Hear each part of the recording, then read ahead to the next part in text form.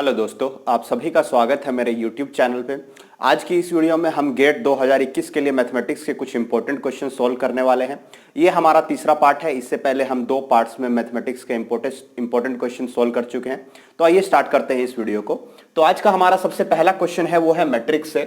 The minimum and the maximum eigen values of this matrix are -2 and 6 respectively. What is the other eigen value. ये एक matrix दी गई है, इसकी maximum और minimum eigen value हमें दे दी है और हमसे पूछा है कि इसकी जो बची हुई आइगन वैल्यू है वो क्या होगी। तो ये 3x3 की मैट्रिक्स है, तो इसका मतलब इसकी 3 आइगन वैल्यू होंगी। मिनिमम और मैक्सिमम दो हमें दे दी है, तो हमें तीसरी आइगन वैल्यू निकालनी है। तो कैसे करेंगे, हमें एक प्रॉपर्टी पता होनी चाहिए। ये मैं पहली वीडियोस में भी बता चुका हूं कि आइगन वैल्यू से रिलेटेड एक प्रॉपर्टी हमें पता होनी चाहिए कि जो आइगन वैल्यूज का जो सम होता है, आइगन वैल्यूज का जो सम होता है, मान लेते हैं एक आइगन वैल्यू है λ1, एक λ2, एक λ3, इनका जो सम होता है वो मैट्रिक्स के डायगोनल एलिमेंट के सम के इक्वल होता है। यानी ये जो मैट्रिक्स है, इसके जो डायगोनल एलिमेंट्स हैं उनके सम के इक्वल होगा। यानी 1 + 5 + 1 यानी कि 7 के इक्वल होगा। तो हमें दो आइगन वैल्यूज दे रखी हैं, यानी -2 और एक 6 और प्लस λ3 हमें निकालनी है। तो यहां से हमें मिल जाएगा, ये हो जाएगा 4 और ये λ3 = 7। तो λ3 की वैल्यू हमें मिल जाएगी 3, यानी कि इसका बी हमें करेक्ट ऑप्शन मिल जाएगा। तो ये था पहला क्वेश्चन। इसी में हम एक चीज और देख सकते हैं कि प्रोडक्ट ऑफ द डायगोनल जो वैल्यूज हैं λ1, λ2, λ3 क्या होगा, इसके डिटर्मिनेंट के इक्वल होगा। ये दूसरी प्रॉपर्टी है। तो ये दोनों प्रॉपर्टी बहुत ज्यादा यूज होती हैं मैट्रिक्स के आइगन वैल्यू के जो क्वेश्चन है उनमें। अब हम चलते हैं क्वेश्चन नंबर 2 पर। क्वेश्चन नंबर 2 में हमसे क्या पूछा है, तो क्वेश्चन नंबर 2 में देखते हैं। ये एक लिमिट का क्वेश्चन है, हमें दी गई है एक लिमिट निकालनी है, लिमिट x टेंडिंग टू 0 और e to the power x -1 + x² और बाय x³ हमें ये लिमिट सॉल्व करनी है। और इसके लिए हमें 4 ऑप्शन दिए गए हैं। ए ऑप्शन जो है वो है 0, बी ऑप्शन है हमारे पास 1/6, सी ऑप्शन है 1/3 और डी ऑप्शन है हमारे पास 1। तो हमें इस लिमिट को सॉल्व करना है। तो जब भी लिमिट, तो सेकंड क्वेश्चन जो है वो लिमिट का क्वेश्चन है। इसमें हमें दिया गया है e to the power x -1 + x² by x³ और ये 4 इसके हमें ऑप्शन दिए गए हैं। तो हम इसको सॉल्व करते हैं। तो जब भी लिमिट का क्वेश्चन आए तो क्या करेंगे, सबसे पहले ये लिमिट जो है x की वैल्यू है इसमें रख देंगे। तो अगर हम यहां पे रखते हैं तो e टू द पावर 0 कितना हो जाएगा, 1 माइनस ये 1, ये माइनस का 0 और ये भी क्या आ जाएगा हमारे पास -0 और ये कितना आ जाएगा 0। तो ये आ जाएगी 0/0 फॉर्म। तो जब भी लिमिट का क्वेश्चन हो और 0/0 फॉर्म या ∞/∞ फॉर्म आ जाए, तो इस तरह के क्वेश्चन में हम क्या करते हैं, हम लगाते हैं एल हॉस्पिटल रूल। हम लगाएंगे एल हॉस्पिटल रूल। अब ये एल हॉस्पिटल रूल क्या है, एल हॉस्पिटल रूल ये कहता है कि जब भी ये दो फॉर्म आ जाए लिमिट के केस में, तो क्या करना है, हमें इनको हटाने के लिए ऊपर वाले का अलग से डेरिवेटिव और नीचे वाले का अलग से डेरिवेटिव करना है और तब तक करना है जब तक कि ये दोनों फॉर्म हट ना जाए। तो ऐसा हम इसमें करते हैं। तो अगर इसमें करते हैं तो हम क्या करेंगे, यहाँ पे e टू द पावर यहाँ पे रखेंगे, इसका डेरिवेटिव करेंगे, e to the power x का डेरिवेटिव हो जाएगा हमारे पास e to the power x -1 का डेरिवेटिव हो जाएगा 0, x का डेरिवेटिव हो जाएगा -1 और इसका डेरिवेटिव हो जाएगा -x डिवाइडेड बाय, यहाँ पे कितना हो जाएगा, इसका हो जाएगा 3x² और लिमिट हमारे पास कितनी है, x टेंडिंग टू 0 है। फिर हम 0 रखेंगे। तो अगर मैं यहाँ 0 रखता हूं, फिर से मैं अगर यहाँ पे लिमिट 0 रख देता हूं, तो ये आ जाएगा 1, ये आ जाएगा -1 और ये कितना आ जाएगा 0 और यहाँ पे कितना आ जाएगा 0। तो ये फिर से 0/0 फॉर्म आ गई। अब 0/0 फॉर्म आ गई, फिर से हमें इसका डेरिवेटिव करना है। तो इसका डेरिवेटिव करते हैं, लिमिट x टेंडिंग टू 0। इसका डेरिवेटिव अगर करें, e to the power x का डेरिवेटिव कितना हो जाएगा, e to the power x का हो जाएगा हमारे पास e to the power x 1 का 0 और ये x का 1 और यहाँ कितना हो जाएगा 6x। फिर से हम x की वैल्यू 0 रखें, अगर तो 0 रखते हैं तो ये हो जाएगा 1 -1 और ये कितना आ जाएगा यहाँ पे 0, तो ये आ जाएगा 0/0 फॉर्म। फिर हम इसका डेरिवेटिव करते हैं क्योंकि 0/0 फॉर्म आ गई है। तो लिमिट x टेंडिंग टू 0, यहाँ पे e to the power x का आ जाएगा e to the power x और 6x का आ जाएगा 6, 0 यहाँ पे रख देंगे तो ये कितना हो जाएगा 1/6। तो 1/6 इसका आंसर आ जाएगा, यानी कि बी इसका करेक्ट ऑप्शन आ जाएगा। तो ये पूछा था हमसे क्वेश्चन नंबर 2 में। अब चलते हैं क्वेश्चन नंबर 3 पे, देखते हैं क्वेश्चन नंबर 3 में क्या पूछा है। क्वेश्चन नंबर 3 में हमें दिया गया है डिफरेंशिएट दिया गया है differentiate x cube by 1 minus x cube with respect to x cube. यानी कि हमें इस फंक्शन को इसके रेस्पेक्ट में डिफरेंशिएट करना है, यानी इस फंक्शन को एक्स के रेस्पेक्ट में नहीं डिफरेंशिएट करना है बल्कि एक्स क्यूब के रेस्पेक्ट में डिफरेंशिएट करना है। तो जब भी इस तरह के क्वेश्चन को अगर हमें करना हो कि एक फंक्शन को दूसरे फंक्शन के रेस्पेक्ट में डेरिवेटिव करना हो, तो हम क्या करेंगे, इनको अलग अलग से मान लेते हैं। ये y के इक्वल है, y के इक्वल क्या है, x cube by 1 minus x cube, और z मान लेते हैं ये है एक्स क्यूब। तो अब हमें क्या निकालना है, इसका डिफरेंशिएशन इसके रेस्पेक्ट में निकालना है। मतलब अल्टीमेटली हमें क्या निकालना है, हमें निकालना है dy बाय dz निकालना है। ये चीज हमें फाइंड आउट करनी है, इसका डिफरेंशिएशन इसके रेस्पेक्ट में फाइंड आउट करना है। तो हम क्या करेंगे, पहले इसका x के रेस्पेक्ट में डेरिवेटिव करते हैं, यानी हम dy बाय dx निकालते हैं। तो dy बाय dx कैसे निकालेंगे, dy बाय dx अगर हमें निकालना है तो हम क्या करेंगे, u बाई वी रूल लगाएंगे।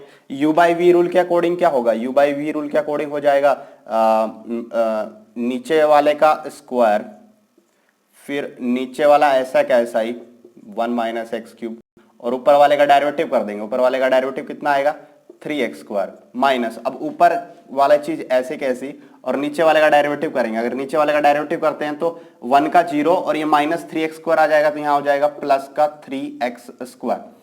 ठीक है, अब यहाँ पे इसका भी डेरिवेटिव कर लेते हैं, dz बाय dx भी निकाल लेते हैं। dz बाय dx अगर निकालें तो ये हो जाएगा 3x स्क्वायर। अब यहाँ आ गया मेरे पास dy by dx, 3x square यहाँ से कॉमन ले लेते हैं। 3x स्क्वायर अगर कॉमन लेंगे तो यहाँ बचेगा 1 minus x cube plus x cube divided by 1 minus x cube का हमारे पास हो जाएगा स्क्वायर। अब ये dz बाय dx तो हमें मिला हुआ है। अब क्या करते हैं, यहाँ पे एक्स क्यूब से एक्स क्यूब कैंसिल हो गया, यानी मेरे पास dy बाय dx की जो वैल्यू मिली वो मिली 3x square divided by 1 minus यहाँ पे कितना है एक्स क्यूब, और ये है यहाँ पे स्क्वायर, और हमारे पास dz by dx is equal to हमारे पास 3x स्क्वायर। लेकिन हमें तो क्या निकालना है, हमें dy बाय dz निकालना है। तो ये मान लेते हैं ये फर्स्ट है और ये हमारे पास सेकंड है। तो हम क्या करेंगे, फर्स्ट को सेकंड से डिवाइड कर देते हैं।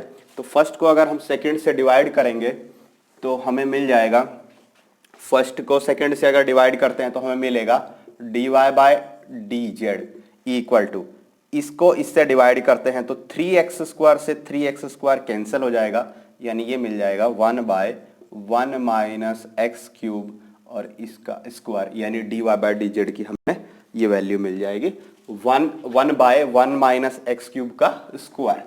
तो ये था थर्ड क्वेश्चन। अब हम चलते हैं क्वेश्चन नंबर 4 की तरफ। तो देखते हैं क्वेश्चन नंबर 4 में हमसे क्या पूछा है।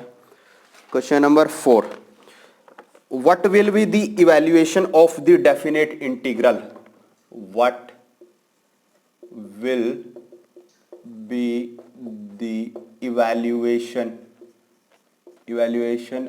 of definite integral, हमें एक डेफिनेट इंटीग्रल दिया गया है, बताना है किसके इक्वल आएगा। क्या दिया गया है, 0 से π/2 लिमिट दी गई है, 0 से π/2 लिमिट दी गई है, और cos x plus iota sine x divided by cos x minus iota sine x dx, ये हमें दिया गया है। और हमें a हमारे पास ऑप्शन है 0, b ऑप्शन है हमारे पास 2, c ऑप्शन है हमारे पास माइनस आयोटा, और d ऑप्शन है हमारे पास आयोटा। हमें बताना है कि ये, तो क्वेश्चन नंबर 4 जो है वो डेफिनेट इंटीग्रल का क्वेश्चन है, और इस क्वेश्चन को सॉल्व करने के लिए हमें एक चीज पता होनी चाहिए कि cos theta plus iota sine theta. ये चीज हमें पता है किसके इक्वल होती है, e to the power iota theta के इक्वल होती है। इसी चीज का यूज करके हम इस क्वेश्चन को सॉल्व करने वाले हैं। तो क्या करना होगा हमें, ये हमें दिया गया है 0 से π/2 cos x plus iota sine x को लिख सकते हैं e to the power iota x, और इसको लिख सकते हैं e to the power minus iota x, और ये हमारे पास dx। अब ये क्या हो जाएगा हमारे पास 0 से π/2 e to the power minus iota x ऊपर जाएगा तो ये हो जाएगा e to the power 2 iota x, और ये dx। अब हम इसका इंटीग्रेशन करेंगे, तो अगर हम इसका इंटीग्रेशन करते हैं तो ये हो जाएगा e to the power 2 iota x by 2 iota, और लिमिट हमें कितनी दी गई है, 0 से π/2 लिमिट दी गई है। तो अब हम क्या करते हैं, ये लिमिट इसमें रखते हैं, तो यहाँ पे कितना है, यहाँ पे है 1/2 आयोटा। अगर यहाँ पे लिमिट रखते हैं तो ये कितना हो जाएगा, ये हो जाएगा e टू द पावर, अगर यहाँ π/2 रखते हैं तो यहाँ 2 से 2 कैंसिल हो जाएगा, ये आ जाएगा e to the power iota pi minus, फिर ये कितना आ जाएगा e टू द पावर 0 आ जाएगा। तो यहाँ पे हमारे पास बचा है 1/2 iota. e to the power iota pi को हम क्या लिख सकते हैं, क्या लिख सकते हैं, cos pi plus iota sine pi लिख सकते हैं, minus e to the power 0 को क्या लिख सकते हैं, इसको लिख सकते हैं 1। अब हमें पता लग गया कि कोस पाई हमारे पास कितना होता है, -1, और प्लस आयोटा साइन पाई ये कितना होता है, 0। तो हमारे पास हो गया, हमारे पास मिल गया, हमें ये आ गया हमारे पास -1 और ये -1, यानी हमारे पास आ गया -2, और बाय हमारे पास क्या है 2 आयोटा। तो यहाँ से 2 से 2 कैंसिल हो जाएगा, तो मेरे पास बचा -1 बाय आयोटा। मैं आयोटा से मल्टीप्लाई करता हूँ, आयोटा से डिवाइड करता हूँ, तो ये आ गया मेरे पास minus iota divided by iota into iota, iota का स्क्वायर, और आयोटा के स्क्वायर की वैल्यू हो जाएगी -1, तो यानी कि ये प्लस आयोटा आ जाएगा, यानी कि डी मेरा इसका करेक्ट ऑप्शन आ जाएगा। तो ये था 4th क्वेश्चन। अब हम चलते हैं 5th क्वेश्चन की तरफ। 5th क्वेश्चन में देखते हैं हमसे क्या पूछा है। 5th क्वेश्चन, तो 5th क्वेश्चन हमारे पास वेक्टर का क्वेश्चन है, और हमसे पूछा है A vector and B vector are 2 arbitrary vectors, 2 arbitrary vectors, A और बी 2 आर्बिट्रेरी वेक्टर्स हैं, with magnitude A and B, जिनका की मैग्नीट्यूड ए और बी है respectively, then A cross B के मैग्नीट्यूड का square will be equal to, किसके इक्वल होगा हमारे पास, तो हमें ये बताना है ये किसके इक्वल होगा। और इसके लिए 4 ऑप्शन हमें दिए गए हैं।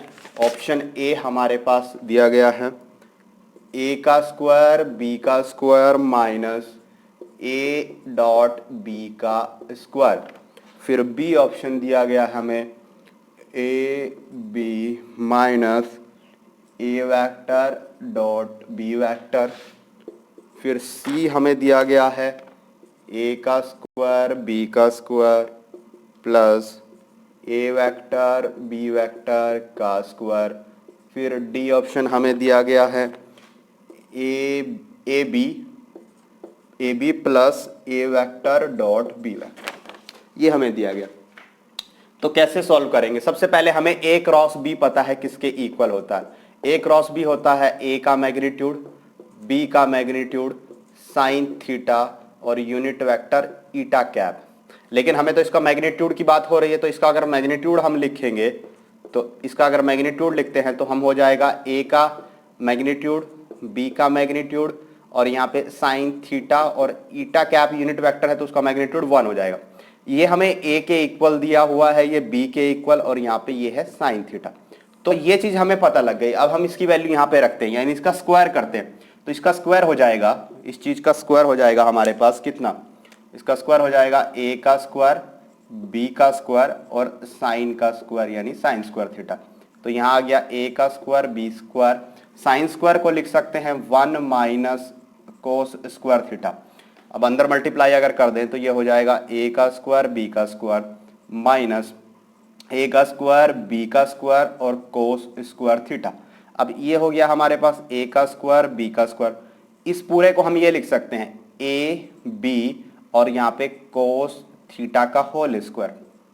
अब ये चीज हमें पता है, ये क्या है, ए डॉट बी होता है ए का मैग्नीट्यूड, बी का मैग्नीट्यूड और कोस थीटा। तो ये हो जाएगा हमारे पास ए का स्क्वायर, बी का स्क्वायर और ये हो जाएगा A vector dot B vector dot B vector और पूरे का हमारे पास स्क्वायर।